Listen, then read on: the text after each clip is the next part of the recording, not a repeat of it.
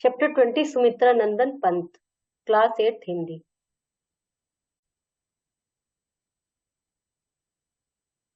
प्रस्तुत लेख में लेखिका महादेवी वर्मा ने कविवर सुमित्रा नंदन पंत के जीवन के कुछ महत्वपूर्ण तथ्य को उजागर किया है।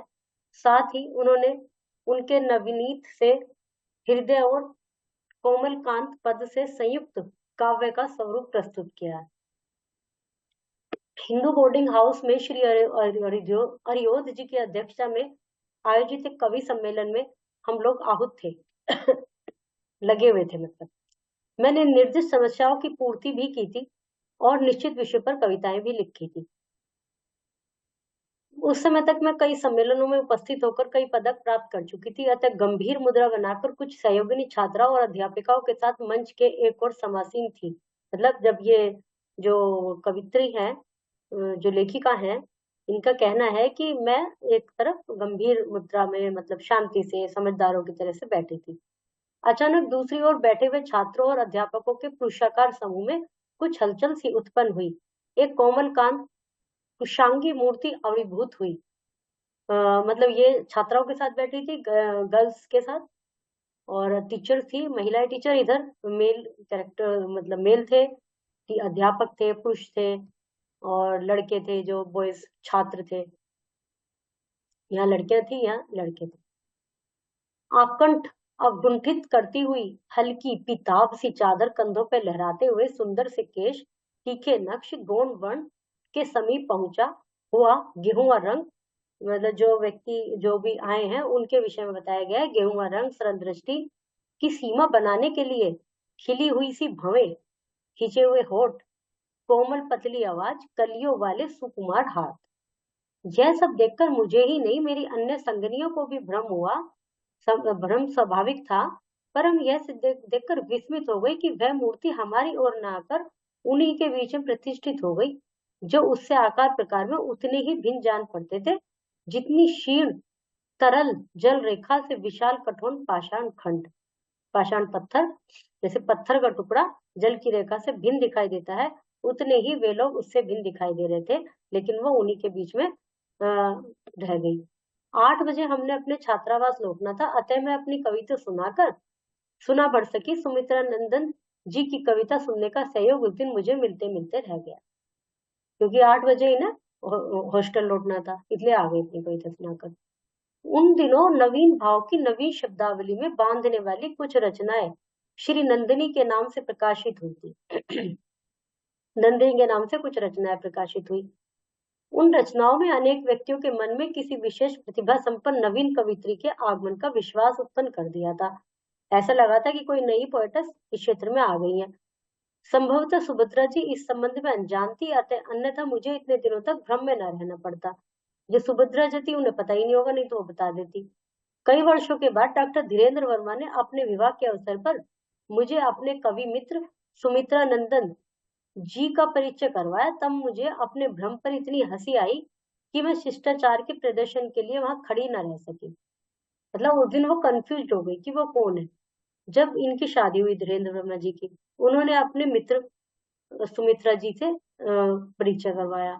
तब इसे याद आया कि मैं उस दिन उनको क्या समझ रही थी। मतलब ये कंफ्यूज हो गई कि भाई वह उधर बैठेगी या इधर हमारे ग्रुप में आएगी, लेकिन वो उधर ही बैठ गई। जो बैठ गई, जो भी इन्होंने समझा, इन्होंने तो समझा होगा कि हमारे ग्रुप में आएंगी, लेकिन वो उधर बैठ गए। तो इसमें फिर वो वहां से चली गई। सुमित्रा जी हिमालय के पुत्र थे, पर उन्हें देखकर न उन्नत हिम शिखरों का स्मरण होता, न ही ऊंचे सजग पहरी जैसे देवदारू याद आते। तो मतलब वो उनके पुत्र थे, पिताजी का क्या नाम था, हिमालय के, पर वो वैसे नहीं थे। न सभीत करने वाले गहरे ग्रथ की ओर ध्यान जाता, न उच्छृंग शंखल ग्रजन भरे निर्जन स्मृति में उदित होते। मतलब कोई उनके डील डोल से कुछ ऐसा भारी भरकम सा कुछ भी नहीं है। वे उस प्रशांत छोटी झील के समांतर रखते थे, छोटी झील की तरह थे, जो अपने चारों ओर खड़े शिखरों और देवदारों की गगनचुंबी ऊंचाइयों को अपने हृदय में प्रतिबंधित कर, मतलब जो समानता किससे रखते थे, छोटी झील से, जो अपने चारों ओर खड़े खड़े पहाड़ जो है, शिखर बर्फ के, और देव वृक्ष, गगनचुंबी ऊंचाई है जिनकी, उनको, उनकी ऊंचाई को अपने हृदय में भरते थे वो। गहरे गतों को अपने जल में सम कर देते थे, कर देती है झील की तरह। उच्च शृंखल निर्जर के पैरों के नीचे तरल आंचल बिछाकर उसे गिरने व चोट खाने से बचा लेती है। उनका जन्म स्थान कौसानी मानो पूर्वांचल का सुंदर हृदय है। उनका जन्म स्थान कौसानी में हुआ। वहाँ हिम श्रेणियां रजत वर्णमाला में लिखे सौंदर्य के उज्जवल पृष्ठ के समान खुली रहती है। वहां वहां पर जो पहाड़ियां हैं हिम की, खुली रहती हैं। उस कत्यूर की घाटी के बीच में खड़े होकर जब हम एक और हिम दुकलुनी चोटियों को और दूसरी ओर चीड़ देवदारों की हरितमा से अवगुंठित कौसानी को देखते हैं, तब हमें जान पड़ता है कि मानो हिम शिखरों की उज्जवल रेखाओं ने कौसानी के सौंदर्य की कथा लिखी है और कौसानी ने अपने मरकत आंचल में हिमानी का छंद आका है। ऐसी ही प्रकृति के उज्जवल हरित अंचल में सुमित्रा नंदन जी ने जब आंखें खोली, तब उनकी जन्मदात्री की पलकें चिन्निद्रा में मूंद चुकी थी। मतलब जब इनका जन्म हुआ सुमित्रा नंदन जी का, तो उनकी जो मदर थी वो उनकी डेथ हो गई थी। भाइयों में छोटे होने के कारण, जन्म के साथ मातृहीन हो जाने के कारण उन्हें सबसे प्यार दुलार पाने का अधिकार मिला। और सब में जो भी भाई थे, सब में सबसे छोटे थे तो वो मतलब बच्चे थे, और मदर उनकी एक्सपायर हो गई थी। लेकिन पौधे के स्वस्थ विकास के लिए आवश्यक धरती के समान ही जीवन में स्वाभाविक विकास के लिए माता की स्थिति है। पौधे को पौधा जब भी फल फूलित होएगा, जब उसको मिट्टी में प्रॉपर जमीन मिलेगी। ऐसे पौधा कटा पड़ा है तो वो तो सूख जाएगा एक दो दिन में। तो जब वो होगा तो ऐसी जैसे माता की स्थिति भी वही होती है। उसके अभाव में दूसरे से जो स्नेह प्राप्त होता है, उसमें अरे बेचारा मातृहीन है का भाव अनजाने में ही घुल जाता है। और यह दया भाव दूध में कांजी के समान स्नेह का स्वाद ही दूसरा कर देता है। इसमें क्या बताया गया है कि सब क्या सोचते हैं, अरे बेचारे की मम्मी ने, ऐसे एक दया वाली भाव देते हैं। और वो जो दया है, रेस्पेक्ट मिले, प्यार मिले, वो अलग चीज है। लेकिन जो दया भाव मिलता है, उसकी तुलना की गई है दूध में कांजी। कांजी होती है खट्टी। वो जैसे दूध में उसका स्वाद कुछ अलग ही आता है ना, तो दूध होने के बाद भी वो उसका स्वाद बिगड़ जाता है। तो वो वाली इसमें स्वाद आता है उसमें, जो अरे बेचारा मातृहीन है। क्योंकि स्नेह सब कुछ सह सकता है, केवल दया का भार नहीं सहता।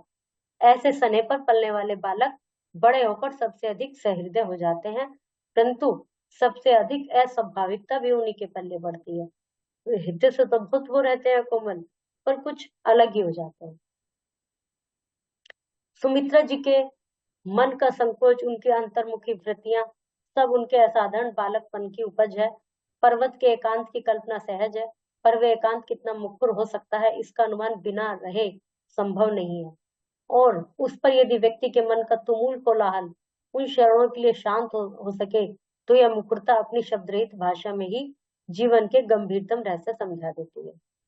हिमालय की उपत्यकाओं में जहां तहां घरौंदे जैसे घर बनाकर बसा हुआ मानव प्रकृति की विराटता के सामने छोटा लगने लगता है। फिर वह नगर के समान एक स्थान पर जन समुद्र में भी नहीं मिल सकता। और जो जन है, वे अपनी व्यवस्थाओं में ही खो जाते हैं। बाहर के आने वाले झोंके तक उन ऊंची ऊंची प्राचीरों से टकराते टकराते कब किसी कोने में पहुंच जाते हैं, कभी टूटकर बिखर जाते हैं। आश्चर्य नहीं कि किशोर कवि प्रकृति के साथ दुकेला रहा। उन्होंने उन्हें उसे नदियों झरनों में लाश दिखाई दी, पक्षियों भंवरों में संगीत सुनाई दिया। प्रकृति के साथ ही रहे, मतलब ये नदी, झरने, पक्षी, फूल, कलियों में हंसी की अनुभूति हुई। प्रभात का सोना मिला, रात में रजत राशि प्राप्त हुई, पर कदाचित हंसने रोने वाला हृदय इस भूल भुलैया भरी चित्रशाला में खोया। आंसुओं के खारे डुबोए बिना सौंदर्य के चित्र रंग पक्के नहीं होते, पर प्रकृति के पास सौंदर्य है, आंसू नहीं। सुमित्रा जी नंदन जी का स्वभाव और शरीर में असाधारण कोमलता मिली है, परंतु प्रकृति के शक्तिपूर्ण संबंधी नियम का अभाव है। क्षतिपूर्ति, प्रकृति में जो चीज एक बार चली गई, जो इंसान चला गया, वापस तो आता ही नहीं। स्वभाव को अपने जीवन से अनेक उतार चढ़ाव, सम विषम परिस्थितियों में संघर्ष करना पड़ता है। शरीर को न जाने कितने रंगों से जूझना पड़ता है। पर जिस नियम के आज वैज्ञानिक ने मकड़ी के कोमल झीने तंतु में न टूटने वाली दृढ़ता का पता लगा लिया, उसी नियम के अनुसार सुमित्रा नंदन जी के सुकुमार शरीर और कोमल प्रकृति ने सब अग्नि परीक्षाएं पास कर ली। जैसे जैसे सब कुछ वो मैनेज करते चले गए। किंतु यदि परीक्षा के अंत में परिरीक्षित वस्तु कुछ और बन जाए तो उसका मूल्यांकन भी बदल जाता है। सुवर्ण परिरीक्षित होकर अधिक दीपत्य में सुवर्ण ही रहे, तभी उसकी परीक्षा उसे अधिक महारता देती है। सुमित्रा नंदन जी का स्वभाव आज भी कोमल है और शरीर आज भी सुकुमार है। अनुभव ने इस कोमलता और सुकुमारता पर एक आर्द्रता का पानी ही फेरा है। जिस प्रकार आकाश की ऊंचाइयों से गिरने वाला जल तितलियों और फूलों पर स्वच्छता के अतिरिक्त और कोई चिन्ह नहीं छोड़ता, उसी प्रकार संघर्षों ने उनके जीवन पर अपनी दक्षता और कठोरता का इतिहास नहीं लिखा है। जब वे तीसरी कक्षा के विद्यार्थी थे, तभी उन्हें अपने गुसाई दत्त नाम की कवित्वहीनता खड़ने लगी। गुसाई दत्त था बचपन में उनका नाम। सुमित्रा नंदन जैसा श्रुति मधुर नाम अपने लिए खोज लेने वाली उनकी असाधारण बुद्धि ने जीवन और साहित्य के अनेक क्षेत्रों में अपनी सृजनशीलता का परिचय दिया। मतलब गुसाई दत्त नाम उन्हें कवित्व नहीं लगता था, कवित्वहीनता नजर आती थी, तो उन्होंने अपना नाम सुमित्रा नंदन पंत रखा, सुमित्रा नंदन रखा। वेशभूषा, रहन सहन से लेकर सूक्ष्म भाव और चिंतन तक सब कुछ उनके स्पर्श मार्ग से असाधारणता पाता रहता। जीवन में प्रत्यक्ष पार्थिव से अव्यक्त सूक्ष्म तक ऐसा कुछ नहीं है जिसकी उपेक्षा से मनुष्य को सार तत्व प्राप्त हो। इस सिद्धांत को जितनी कसौटी सुमित्रा नंदन जी के जीवन में मिली, उतनी अन्यत्र नहीं। बदलती हुई सम विषम परिस्थितियों में उन्हें नूतन सृजन की संभावना इस प्रकार संचालित करती है कि वे संघर्ष को भूल जाते। कॉलेज छोड़ने के किसी पूर्व निश्चय के बिना महात्मा गांधी की सभाओं में पहुंच गए।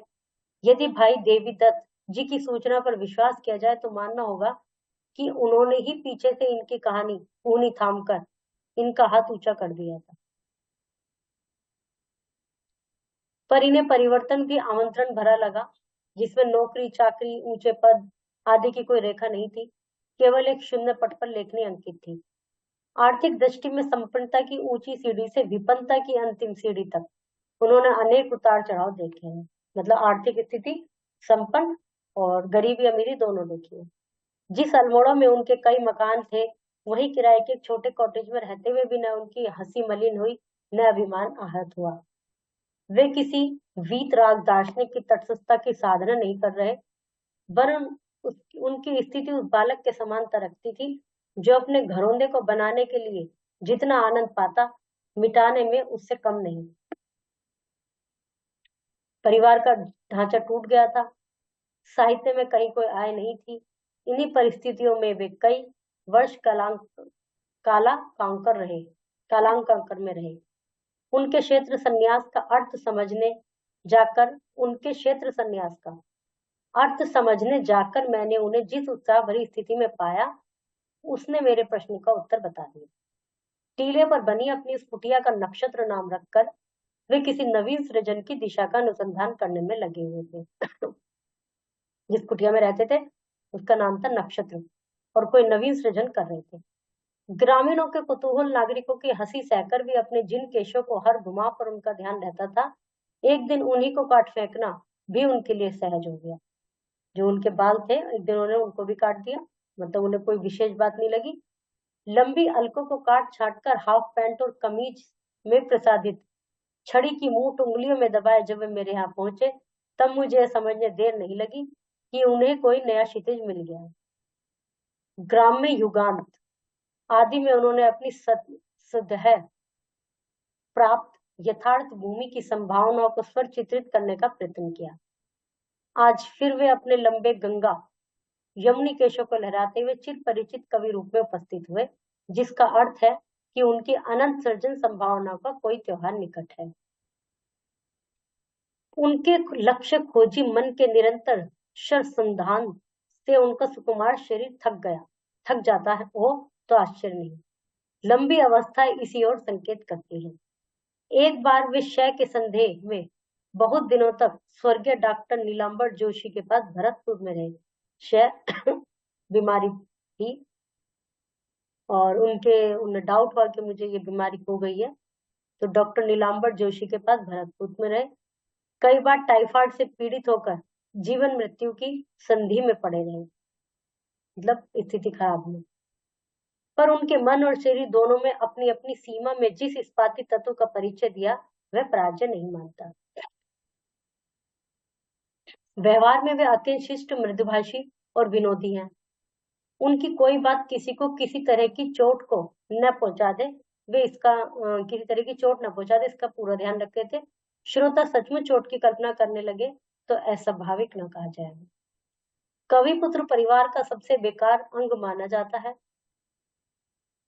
सुमित्रा, मतलब परिवार में जो कविता वगैरह लिखता हो उसको बेकार अंग माना जाता है। सुमित्रा नंदन जी ने कुमाऊं सपूत बनकर सबके ललाट का लांछन धो डाला। परिग्रह की दृष्टि से वे चिरकुमार सभा के आजीवन अध्यक्ष हो सकते हैं। आरंभ में उनकी गृहस्थी के लिए परिस्थिति बाधक रही, और जब परिस्थितियों ने अनुकूलता दिखाई तो उनकी मानसिक संततियों की अनंतता ने उनका मार्ग रोक दिया। अच्छा है कि घनी लहरे रेशम के बाल धरा है सिर पर मैंने देवी, तुम्हारा यह स्वर्गिक उपहार, कहकर उन्होंने अपनी भावी गृहिणी को मुक्ति दी। इस उदारता के लिए उन्हें उस अलक्ष्य गृहिणी की ओर से सब महिलाओं को साधुवाद देना उचित है, जिसके पारे जैसे मन का साथ शरीर भी नहीं दे पाता, उसके पीछे बेचारी गृहिणी कैसे दौड़ पाती। ऐसे चिर सृजनशील कलाकार चिर कुमार देव ऋषि नारद की कोटि के होते हैं, जिनकी गृहस्थी बसने के क्षण में स्वयं भगवान तक बाधा बन बैठे हैं। आधुनिक युग साहित्यकार की चरम परीक्षा का काल रहा है। संघर्ष की संज्ञा में विशाल जहाजों को तट पर ही पछाड़ कर तोड़ डाला, ऊंचे ऊंचे शाल वृक्षों को झकझोर कर धाराशायी कर दिया। हमें से जो सबसे कोमल सुकुमार साथी था, उसके लिए सबकी चिंता स्वाभाविक ही कही जाएगी, पर आंधी के थमने पर हमने देखा कि लचीले बैंत के समान झुककर उन्हें तूफान को अपने ऊपर से बह जाने दी, और अपने वे नए प्रभात के अभिनंदन के लिए उन्मुख खड़े हैं। सुमित्रा जी की हंसी पर श्रम बिंदुओं का बादल नहीं गिरा हुआ, वर्ण श्रम बिंदुओं के बादल के दोनों छोरों को जोड़ता हुआ उनकी हंसी का इंद्रधनुष उदय हुआ।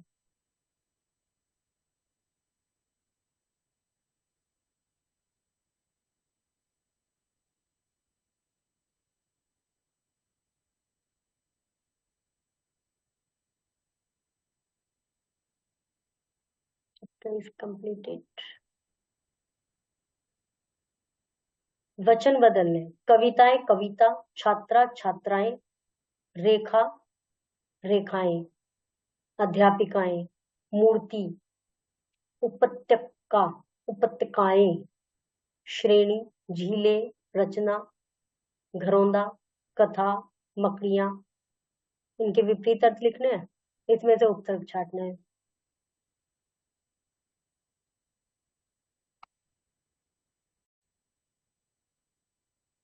चैप्टर 21, पासा पलट गया। यह रोचक चित्रकथा जैसे को तैसा मुहावरे की सजीव अभिव्यक्ति है। एक गांव में एक गरीब किसान था, उसके दो बेटे थे। बड़े बेटे का नाम बाबूलाल, छोटे का नाम था श्यामलाल। वह दोनों पुत्रों को एक समान प्यार करता था। एक दिन किसान ने अपने मरने से पहले दोनों बेटों को बुलाकर कहा, मेरे मरने के बाद तुम लोग मिलजुल कर रहना। संपत्ति के मेरे नाम पर मेरे पास जो कुछ है वो तुम दोनों का बराबर का अधिकार है। इतना कहकर किसान ने अपने प्राण त्याग दिए। किसान संपत्ति के नाम पर एक गाय, एक नारियल का पेड़ तथा एक चादर छोड़कर मरा था, जिसे श्यामलाल किसी तरह हड़पना चाहता था। एक बेटा बाबूलाल सरल स्वभाव का था। इसी बात का फायदा उठाने की नीयत से उसने एक दिन श्यामलाल से कहा, भैया मरने से पहले पिताजी ने कहा था उनके पास जो भी कुछ है उस पर हम दोनों का बराबर का अधिकार है, इसलिए आप मेरा हिस्सा मुझे दे दीजिए। ठीक कहते हो, लेकिन पिताजी ने यह भी तो कहा था कि तुम दोनों मिलजुल कर रहना। श्यामलाल ने झल्ला कर कहा, मुझे मिलजुल कर नहीं रहना, आप मुझे मेरा हिस्सा दे दीजिए। ठीक है, जैसा तुम उचित समझो। इसी तरह बाबूलाल भी बंटवारे के लिए राजी हो गया। श्यामलाल बहुत खुश हुआ। उसने कहा, भैया तुम बड़े हो, इसलिए तुम्हें गाय का मुंह वाला भाग दे देता हूँ, क्योंकि गाय का मुंह वाला भाग ही सबसे अच्छा होता है। लोग इसके माथे पर तिलक लगाते हैं, इसकी पूजा करते हैं। तो बाबूलाल ने कहा, ठीक है भाई, ऐसे कर ले। बंटवारे के बाद श्यामलाल नारियल के पेड़ का बंटवारा करने के में भी चालाकी से किया। उसने बाबूलाल से कहा, भैया नारियल का पेड़ बहुत ऊंचा है, ऊपर चढ़ने में आपको काफी मेहनत करनी पड़ेगी। मैं आपका छोटा भाई हूँ, इस कारण मैं ऊपर का भाग ले लेता हूँ, नीचे का भाग आप ले लीजिए। ठीक है भाई, ठीक, मंजूर है। अब बारी थी चादर के बंटवारे की। तो श्यामलाल ने कुटिल बुद्धि से कहा, भैया चादर दिन में आप रख लीजिए और रात को मैं उसकी रखवाली करे करूंगा। ठीक है भाई। दूसरे दिन बाबूलाल प्रतिदिन गाय को खिलाता था, दूध श्यामलाल लेता था, पेड़ में पानी सींचता, खाद डालता बाबूलाल और फल श्यामलाल खाता। इसी प्रकार दिन भर चादर बाबूलाल रखता, रात को श्यामलाल उसे ओढ़कर आराम से सोता। वाह भाई, ये तो ऐसा। इनके पड़ोस में एक वृद्ध व्यक्ति रहता था जो यह सब देख रहा था। उसने देखा कि बाबूलाल दिन प्रतिदिन कमजोर होता जा रहा है और श्यामलाल मोटा होता जा रहा है। एक दिन उसने बाबूलाल को बुलाया और श्यामलाल की चालाकियों के बारे में समझाया, कुछ उपाय भी बताए। अगले दिन सुबह के समय जब श्यामलाल गाय का दूध निकाल रहा था, इतने में बाबूलाल वहां पहुंचा और गाय के मुंह पर जोर जोर से डंडा मारने लगा। गाय ने बिदक कर श्यामलाल के मुंह पर लात दे मारी। श्यामलाल किसी तरह से संभल कर उठ कर खड़ा हुआ। भैया, तुमने यह क्या किया? गाय को क्यों मारा? तुम्हें इससे क्या मतलब? गाय का मुंह मेरे हिस्से में है, मैं उस पर डंडा मारू, तिलक लगाऊं? उस दिन दोपहर को श्यामलाल नारियल तोड़ने पेड़ पर चढ़ाई था कि बाबूलाल ने कुल्हाड़ी लेकर आया, पेड़ को जड़े काटने लगा। श्यामलाल पेड़ पर से चिल्लाकर बोला, अरे बड़े भाई, ये क्या कर रहे हो? इस पेड़ पर मैं हूँ, गिर जाऊंगा। वृक्ष का जड़ वाला हिस्सा मेरा है, मैं इसे काटूं या इसकी पूजा करूं, तुम्हें इससे क्या मतलब? इसी तरह दिन ढलते ही चादर को पानी में भिगो दिया। रात को जब श्यामलाल चादर लेने गया तो वह गीली थी। श्यामलाल गुस्से में चिल्लाया, ये क्या किया तुमने? दिन में चादर का स्वामी मैं हूँ, मैं इसे भिगोऊं चाहे जो करूं। श्यामलाल की समझ में अब आ गया कि उसकी चालाकी चलने वाली नहीं है। उसने बाबूलाल के पैरों में गिरकर अपनी गलती स्वीकार करते हुए कहा, भैया मैं स्वार्थ में अंधा हो गया था, मुझसे भूल हो गई, मुझे क्षमा कर दे। सरल तथा सच्चे बाबूलाल ने उठकर अपने छोटे भाई को सीने से लगा लिया, माफ कर दिया। श्यामलाल फुट फुट कर रोने लगा और बोला, भैया पिताजी के कहे अनुसार हम दोनों मिलजुल कर रहें। इस प्रकार दोनों भाई सुखपूर्वक जीवन बिताने लगे। शब्द ऐसे भी लिख सकते हैं, ऐसे भी। ठीक है, इनको रीड कर लीजिए। कितने पुत्र थे, उनका क्या क्या नाम था? श्यामलाल, बाबूलाल। गाय, एक पेड़ और एक चादर। भाववाचक संज्ञा चित्र कथा में आए भाववाचक शब्द हैं। नीचे दिए गई स्थिति में आप मन में कैसा अनुभव करेंगे, लिखो। जब आपकी कोई किताब फाड़ दे, गुस्सा। एकाएक आपके कमरे में सांप आ जाए, डर। जब आपको निबंध प्रतियोगिता में प्रथम स्थान प्राप्त हो, खुशी। संयुक्त व्यंजन बनाकर एक एक शब्द लिखिए।